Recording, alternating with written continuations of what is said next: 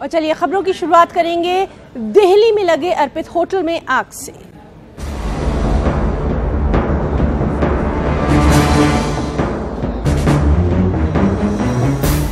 अभी ये आग बुझ चुकी है, लेकिन बॉडीज अंदर से निकाल रहे हैं। अभी हमें कुछ खबर दे दो, कोई है कोई नहीं है तो बता दो।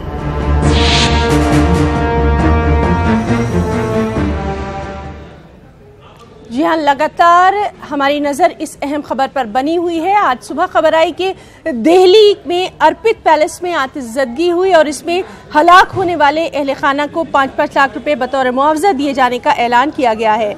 साथ ही दिल्ली हुकूमत ने हादसे की मैजिस्ट्रियल के जरिए जांच कराने का ऐलान भी कर दिया है।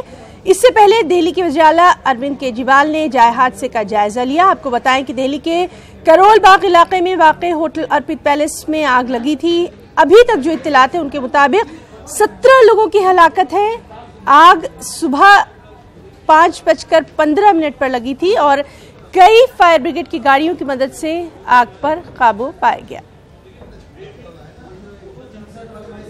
यहाँ पे इस होटल में आग लगने से 17 लोगों की मौत हुई है और 2 लोग अभी इंजर्ड हैं जो हॉस्पिटल में हैं। बहुत ही दर्दनाक हादसा है। कॉज ऑफ फायर अभी पता नहीं चला है, उसकी जांच चल रही है। इसके ऊपर हम मैजिस्ट्रियल इंक्वायरी ऑर्डर कर रहे हैं, जिसमें कॉज ऑफ डेथ भी पता करने की कोशिश की जाएगी और इसमें जो वायलेशंस थे इस होटल के और इस बिल्डिंग के, वो सारे भी इंक्वायरी में निकल के आएंगे।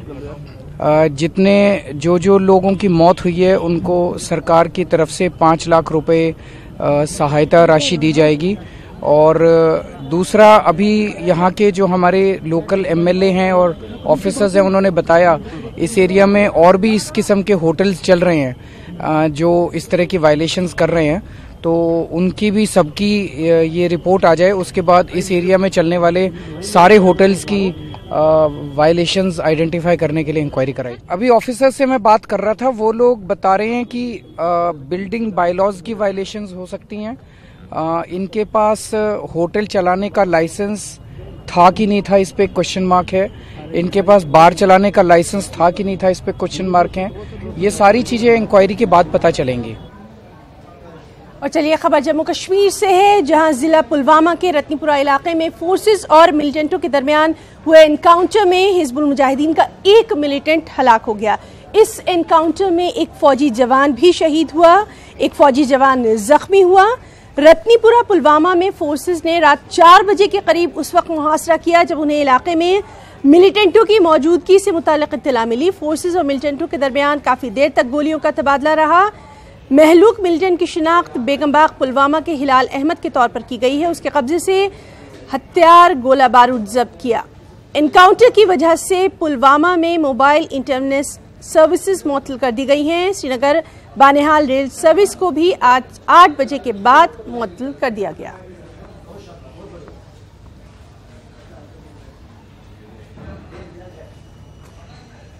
और इस सब के बीच रत्नीपुरा पुलवामा में फोर्सेस और मिलिटेंटों के दरमियान हुए एनकाउंटर के दौरान एनकाउंटर के मुकाम पर झड़पें भी देखने में आई। आपको बताएं कि मुश्तइल अफराद और फोर्सेस के दरमियान शदीद झड़पें हुई हैं। मुश्तइल अफराद ने फोर्सेस पर जबरदस्त पथराव किया है, साथ ही एनकाउंटर के मुकाम तक जाने की भी कोशिश की, लेकिन फोर्सेस ने मुश्तइल अफराद को मुंतशिर करने के लिए आंसू गैस के गोले दागे। फोर्सेस और मुश्तइल अफराद के दरमियान काफी देर तक ये झड़पें जारी रही हैं। कुछ अफराद को चोटें आने की भी खबरें हैं।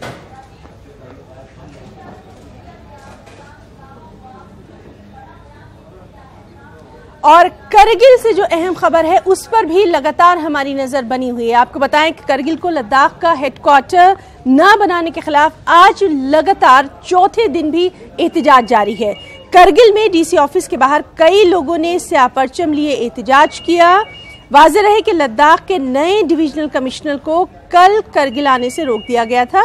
शदीद एहतजाज की वजह से डिविजनल कमिश्नर को वाखा गांव से ही ले वापस होना पड़ा था।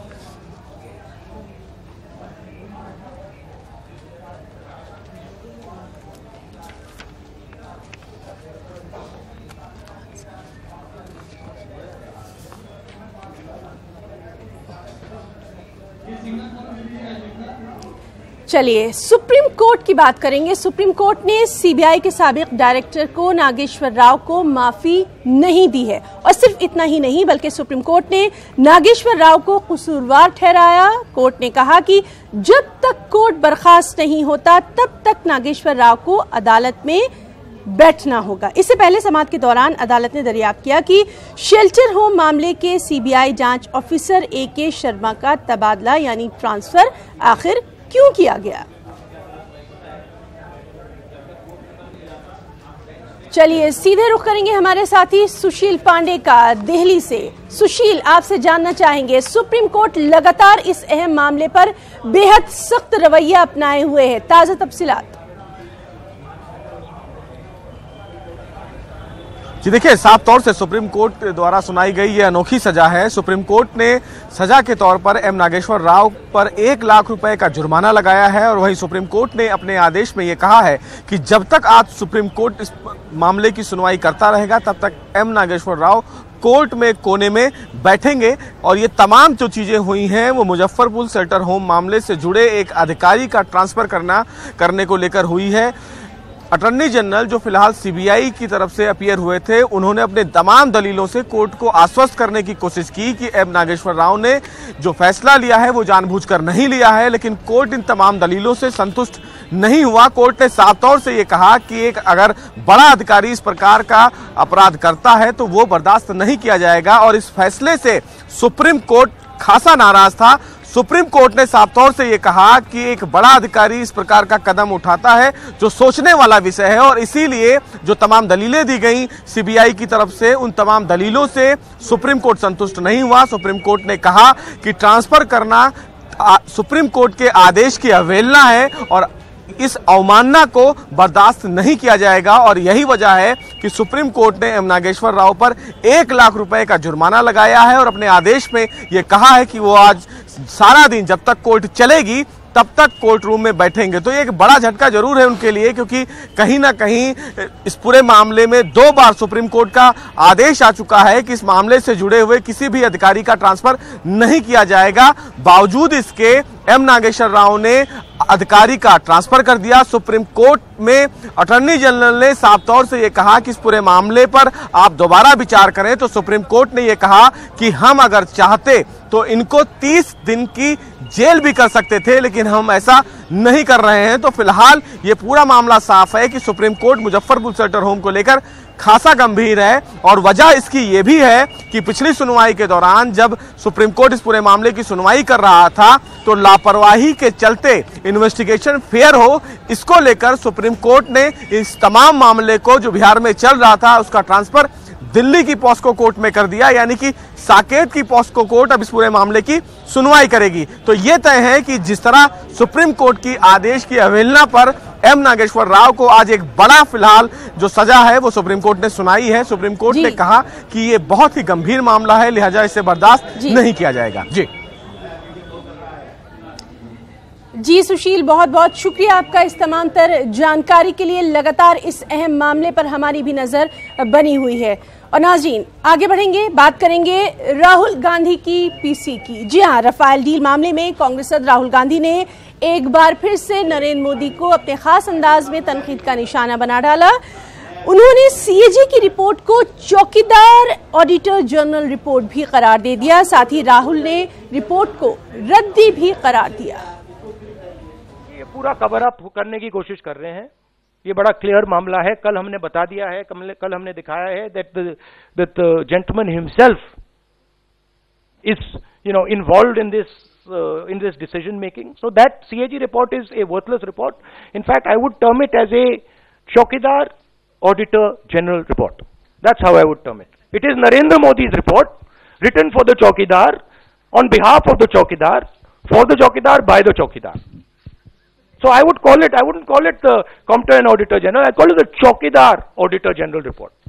मैंने उनसे बोला, मैंने प्रधानमंत्री से बोला है, आप मेरे ऊपर जितना इन्वेस्टिगेशन करना है करो, आप हर ऑपोजिशन लीडर पे, हर आदमी पे, ऑपोजिशन के आदमी पर, हर आदमी पे आप जितना इंक्वायरी करनी है आप करो, कोई प्रॉब्लम नहीं, हमने कुछ किया नहीं, कोई इशू नहीं है, करो जितना करना है। मगर आप राफेल मामले पे भी तो कर दो। आप किसकी रक्षा कर रहे हैं? अगर आप राफेल मामले में इन्वॉल्व नहीं है तो करा दो इन्वेस्टिगेशन, जेपीसी बैठा दो, क्यों घबराएं आप?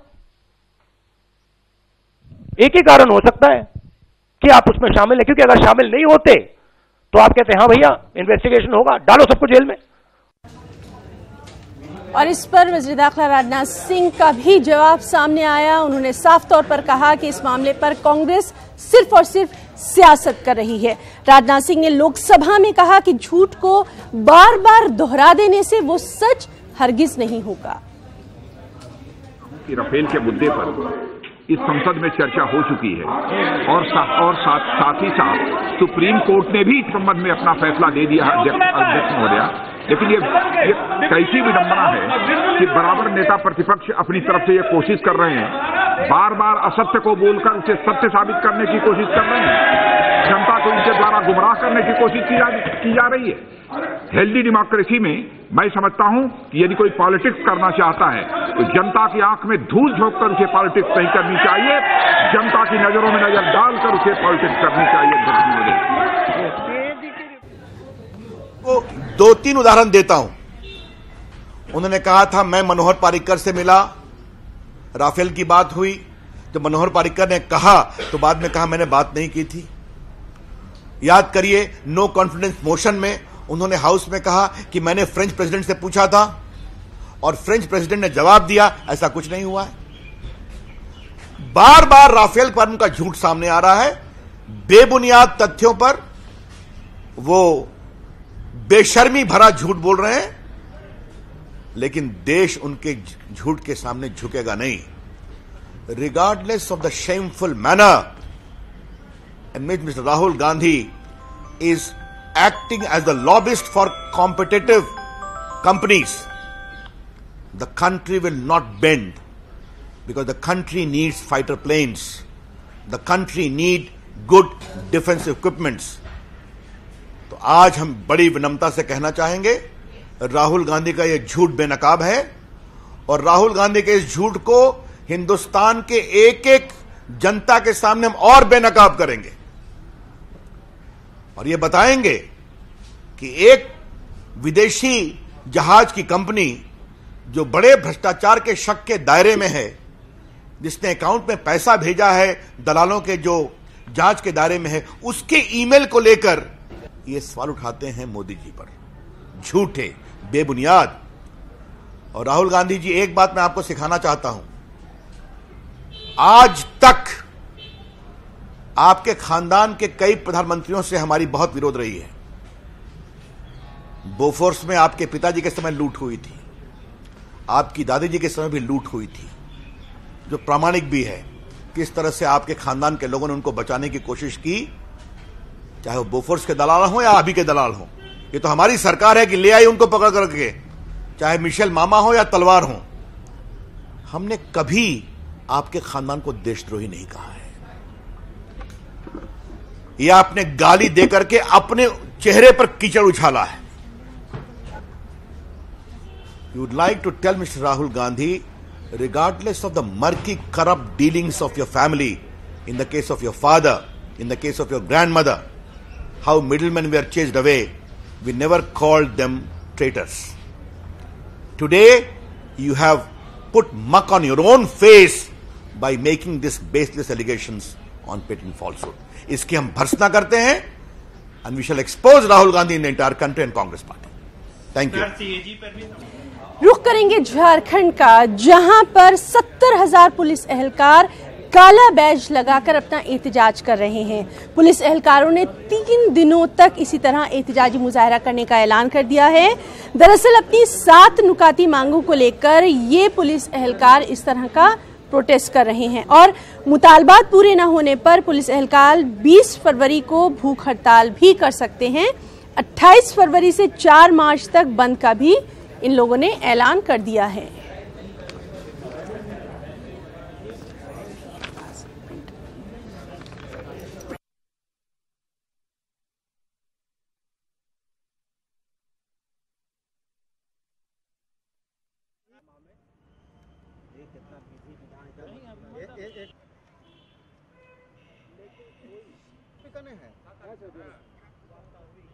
और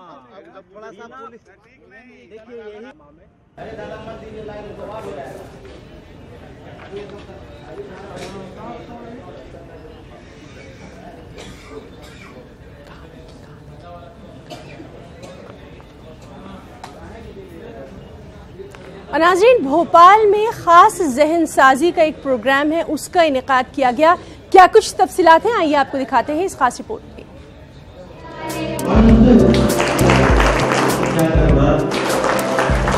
कर्नाटक के सिरा शहर में उर्दू टीचरों के लिए 3 रोजा खुसूसी वर्कशॉप मुनाकिद किया गया है। इस वर्कशॉप में रियासत के 130 मुरारजी देसाई स्कूलों के उर्दू टीचरों ने शिरकत की है। वर्कशॉप का इफ्तिताह अक़लियती महकमे के डायरेक्टर अकरम पाशा ने किया। अकरम पाशा ने कहा कि हुकूमत ने अक़लियतों की तालीमी तरक्की के लिए 130 अकामती स्कूल कायम किए हैं। इन स्कूलों के नताइज में हर साल इजाफा हो रहा है। यहाँ तालीम के मेयार को फरोग देने की हर मुमकिन कोशिश की जा रही है। उर्दू टीचरों के लिए वर्कशॉप का इनेकाद भी इसी कोशिश की कड़ी है। कर्नाटक उर्दू एकेडमी के साबिक सदर प्रोफेसर मीम नून सईद ने मुरारजी देसाई स्कूलों में तलबा को फराहम की जा रही सहूलियात पर खुशी का इजहार किया। Minority Morarji Desai residential school तकरीबन 130 स्कूल्स हमने रन कर रहे हैं। यहाँ पे हर स्कूल में एक उर्दू टीचर हमने अपॉइंट किए हैं। सो ये उर्दू टीचर्स को अपॉइंट करने के बाद उनके थोड़ा जो टैलेंट होता है, उनका जो टीचिंग मेथड होता है, उस क्वालिटी को इम्प्रूव करने के लिए हमने हर साल एक ओरिएंटेशन प्रोग्राम कर रहे हैं। मैं बता नहीं सकता कि मुझे कितनी खुशी हो रही है। यहाँ का जो इंफ्रास्ट्रक्चर है और असातिज़ा और प्रिंसिपल की जो क्वालिटी है और यहाँ के नताइज के बारे में मैंने सुना है कि ज़्यादातर यहाँ डिस्टिंक्शन में स्टूडेंट्स कामयाब हो रहे हैं और फर्स्ट क्लास से कहीं ज़्यादा डिस्टिंक्शन में पास हो रहे हैं, तो उससे यहाँ की तालीमी मेयार का पता भी चलता है। इजलास में मुख्तलिफ सब्जेक्ट के माहिरीन ने असातिज़ा से खिताब किया। अक़लियती महकमे के अफसरों ने कहा कि उर्दू असातिज़ा पर बड़ी जिम्मेदारी आयद है। इन असातिज़ा के ज़रिए से जो कर्नाटक स्टेट गवर्नमेंट है और जो अक़लियती डिपार्टमेंट है, इसके जो मंसूबे हैं तो सही हक़दार मुस्लिम जमात और दीगर अक़लियती मज़हब के लोगों तक पहुँचेगा। नए असातिज़ा अमली तदरीस को अहमियत देते हुए बच्चों को ज़्यादा से ज़्यादा फ़आल और उनके अंदर तख्लीक़ी सलाहियत पैदा करें और उनके अंदर जुस्तजू का मादा पैदा करें और खोज का मादा पैदा करें और जो जदीद वसाइल हैं जैसे कंप्यूटर और दूसरे चीज़ें हैं, इनको बरूए कार ला कर मुरारजी देसाई स्कूलों में उर्दू एक मजमून की हैसियत से पढ़ाई जा रही है। अक़लियती महकमे के डायरेक्टर अकरम पाशा ने कहा कि हाल ही में पेश किए गए बजट में रियासती हुकूमत ने लड़कियों के लिए 5 नए मुरारजी देसाई स्कूलों का ऐलान किया है। अक़लियती तबका हुकूमत की इस तालीमी सहूलत से भरपूर फायदा उठाए। न्यूज़ 18 उर्दू के लिए बेंगलुरु से रऊफ अहमद हल्लूर की रिपोर्ट। तो नाज़रीन, हमने देखा कि किस तरह से बेंगलुरु में जो अकामती स्कूल हैं उनके रिजल्ट्स ने कितना ज़्यादा मुतासिर किया है और जाहिर सी बात है इस पर जो वहाँ टीचर्स हैं वो बहुत ज़्यादा खुश नजर आए। इसी पर मबनी थी हमारी ये ख़ास बेंगलुरु से रिपोर्ट। आगे बढ़ेंगे। जमीयतुल उलमा हिंद के जनरल सेक्रेटरी मौलाना महमूद मदनी ने क्या कहा है उस पर नजर डालते हैं। महमूद मदनी ने शहरियत तरमीमी बिल पर मरकज़ को इत्तिफाक राय कायम करने की कोशिश करनी चाहिए, ये बयान दिया है। साथ ही उन्होंने क्या कुछ कहा है न्यूज़ 18 उर्दू से खास बातचीत में, आइए देखते हैं। सिटीजनशिप अमेंडमेंट बिल पार्लियामेंट में पेश होना था, लिस्टेड भी था। पूरे मामले पर बात करने के लिए हमारे साथ मौलाना महमूद मदनी साहब हैं। मौलाना, जिस तरह से ये बिल लेकर आया जा रहा है, लगातार इस पर सरकार जोर लगा रही है कि इसको पास करा लिया जाए। लोकसभा से पास हो चुका है, आज राज्यसभा में लाने की तैयारी है। ऑर्डिनेंस लिया है ना, जो चीज़ ये कर नहीं सकते उसको करने की कोशिश क्यों कर रहे हैं? आसाम के लोग इसके, आसाम ही नहीं पूरा नॉर्थ ईस्ट इसके खिलाफ खड़ा है। तो ऐसे में मेरे नज़दीक तो इसको इस तरह नहीं लाया जाना चाहिए, सहमति बनाई जानी चाहिए। अगर सहमति बन जाए और जो डायरेक्ट अफेक्ट पड़ने वाला है जिन लोगों पर, उनको साथ ले लिया जाए तो ये बेहतर होगा। लेकिन जिस तरह की हिकमत अमली दिखाई दे रही है इंतखाबात को लेकर के, घुसपैठियों को मुल्क में नहीं रहने देंगे, इस तरह की बातें की जा रही हैं और इस बिल का हवाला दिया जा रहा है। देखिए, घुसपैठियों को तो हम भी नहीं रहने देंगे मुल्क में। कौन है जो घुसपैठियों को रहने देने को पसंद करेगा? क्योंकि जैसा कोई बाहर का आदमी आता है यहाँ, किसी भी मजहब से ताल्लुक़ रखता हो, वो इलीगल तरीके से यहाँ आता है, तो रिसोर्सेज वैसे ही ऑलरेडी हमारे पास रिसोर्सेज कम है, तो रिसोर्सेज में शेयर हो जाता है दूसरे का। तो हम तो बिल्कुल घुसपैठियों को कौन रहने देगा यहाँ।